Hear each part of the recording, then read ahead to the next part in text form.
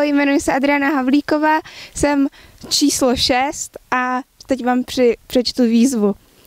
Takže já jsem si vytáhla výzvu číslo 9, inline brusle. Soutěžící si obuje pouze jednu brusli a projede slalom mezi kužely a cestou zpět bude muset couvat, přičemž musí tleskat. Když to nezvládnu, oběhnu celý areál mrkáček a přitom budu zpívat. Tak jdeme na to.